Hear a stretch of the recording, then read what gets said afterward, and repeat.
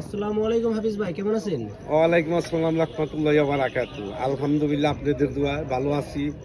সেই সাথে আশা করি আপনারাও ভালো আছেন। আমিও ভালো আছি। তাহলে আপনার সামনে কি নতুন কোনো ভিডিও আসতেছে নাকি?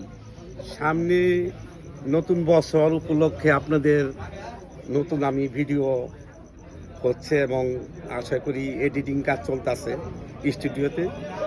অল্প কিছুদিনের ভিতরে আপনারা দেখতে পাইবেন। আচ্ছা আচ্ছা। কিন্তু দুঃখের বিষয় হলো আপনারা শেয়ার, লাইক, কমেন্ট করেন না, ফলোয়ার দেন না। কিন্তু আশা করি এইবার এই জিনিসটা আপনারা ভুল করবেন না।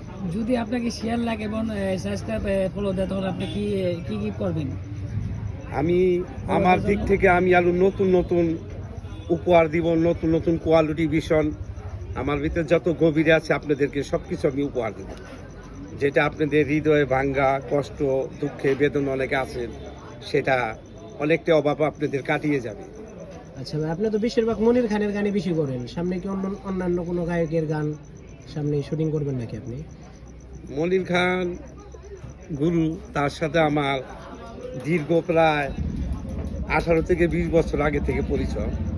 তো গুরু তো গুরু, গুরু একসময় মাথা হাত দিয়া দোয়া করে দিছিল, সেই আশীর্বাদই আজকে তার স্মরণে বীরহল গানগুলি গাই বেশি।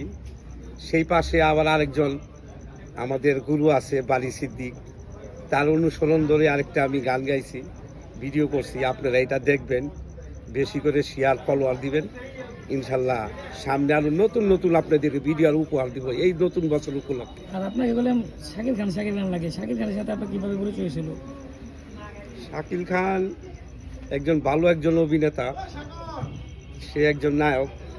ঢাকা এফডিসিতে যখন আমার আসা যাওয়া ছিল, আমি আরেকজন ডাইরেক্টর আমি কাজ করতাম তার সাথে।